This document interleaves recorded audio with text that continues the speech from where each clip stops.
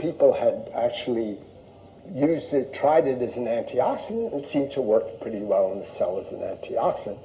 And so we thought we'd try it. So we fed the old rats the oxidized form of lipoic acid, and lo and behold, the level of oxygen radicals came down to the level of a young animal. This shows young animal, we're measuring oxidants being produced, young and old. A lot more oxidants being produced, but old plus lipoic acid really was practically the level of a young animal. So the two together seemed to complement each other and solved all the problems that at least we had measured. So we fed the old rats the two together. And when our paper came out, I made the mistake of telling some reporter, these old rats got up and did the Macarena. And I guess that was a good soundbite because it appeared in every news story all around the world. And then I got a very angry letter from a Scottish pharmacologist who chewed me out for about 3 pages that they really didn't get up and do the Macarena. It was very unscholarly. Scientists aren't supposed to do things like that. And he went on and on. He complained to the president of the university and everybody on down. It really upset him. But anyway, I wrote him back. It was a joke, but it didn't seem to mollify him. So this shows malandialdehyde, which is a product of lipid oxidation. And here are young rats, here are old rats. So they pour out a lot of malandialdehyde when they're old. So they're going rancid. And this shows plus lipoic helps, acetylcarnitine plus the two together. So you have the two together, it solves the problem of the malandialdehyde. And then we looked at all sorts of things on the whole rats. And the old rats are pretty lethargic, young rats are pretty frisky. And here this is distance traveled at night. We have a video camera spying on the rats at night. They're nocturnal animals. And so young rats are moving around a lot. Old rats don't move around as much, but this peps them up. And then we looked at the immune system. The immune system goes down with age, and this makes it a little better. And then we looked at IQ tests. Now, IQ tests in rats are a pain in the butt, and we didn't know beans about it all, but you need to learn it, you learn it. So we went to all the experts we could find out how to do IQ tests in rats. So this is a standard one called the Morris water maze. Basically, it's a little pond with turbid water and a hidden platform. So you have visual cues all around, you have a platform hidden somewhere. And now rats can swim perfectly well, but they don't like to be swimming with nothing underneath them. And the first day you show them where the hidden platform is, and then you do successive trials on successive days.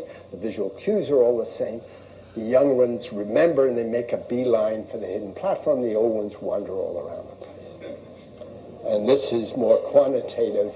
This is young rats. This is distance traveled to find the hidden platform. As you can see, young rats really remember, and old rats wander around, plus acetylcarnitine, plus lipoic, and plus the two together. So then people said, well, you've done that, but it's just their eyesight going out. It's not their brains. So what do? I mean, that's a fair criticism. So then we figured, I knew a psychology professor at Cal, and Seth Roberts, and he had been at Harvard, and there's a famous Skinner box. Skinner was a famous psychologist at Harvard and developed this training system where you have a little box and you put the mouse or the rat in, and if the rat presses a pedal, it gets a food pellet. And so you make the rat hungry for a day and you put it in there, and then you train him to do various things related to this. And the one that Roberts had developed was you make a noise or shine a light, and 50 seconds later they have to press the pedal. 45 seconds, no deal. 55 seconds, no deal. So they have to remember a time interval, and they can do that perfectly well, or the young ones can. This shows sound and light are identical. It's the brains. So the green is the young ones, and the old ones are this burgundy color here, or whatever color that is. And in this case, acetylcarnitine is the yellow. It didn't do anything. Lipoic helped a little bit. That's this blue. I should get colors I can name. And then the two together were better than the sum of the two. So that's this. So I never brought it back to here, but it really made it better, and sound and light were the same. So we published all this, and then we made a monoclonal antibody to oxidized nucleic acid some years ago for 8-oxyguanine. And so we decided to look at the neurons in the brain. So this is young rats, they're old rats. You can see you're staining the neurons. And this is acetylcarnate lipoic and the two together. And if you, and then we looked at it. So we assumed it was DNA, but in fact it turned out to be RNA. There's much more RNA in the cell than DNA. And the nucleus wasn't staining, and yet all the rest of the cell was staining. So we figured, maybe it's RNA. And then what you can do is before you do all this, you treat it with RNase or DNase, which is an enzyme that removes the RNA and removes the DNA, and they're very specific. And you can see the RNase removes it and the DNase didn't. So you're oxidizing all the RNA to 8-oxyguanosine.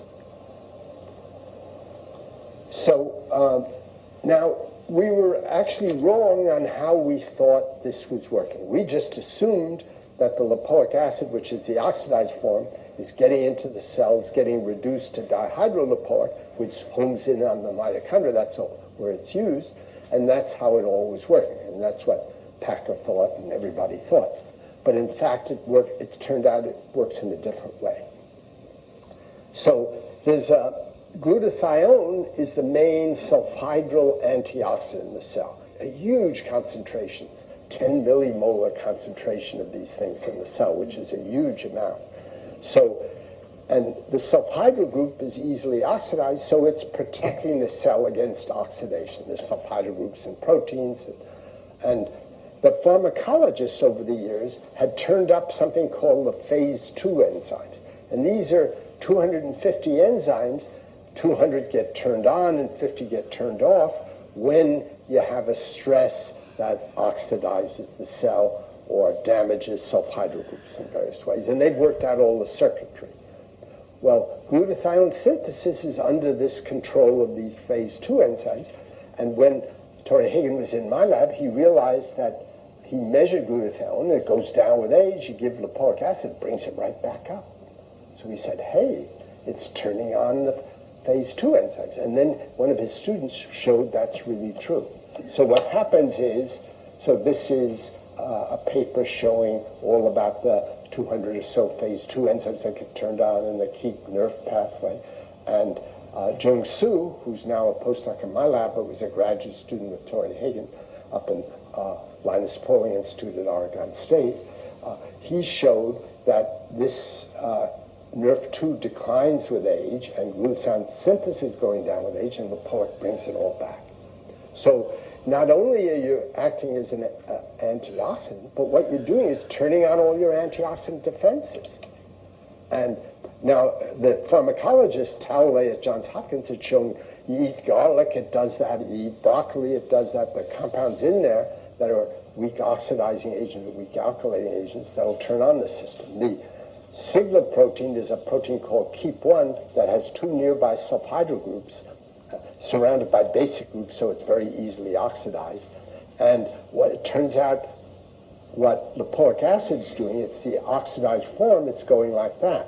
So it's basically just acting as a weak oxidizing agent and oxidizing these very easily oxidized sulfhydryl groups, and then the transcription factor, NRF2, NRF2, is bound to this KEAP1, and the minute these 2 sulfhydryls get oxidized, this pops off and goes into the nucleus and turns on all your defenses.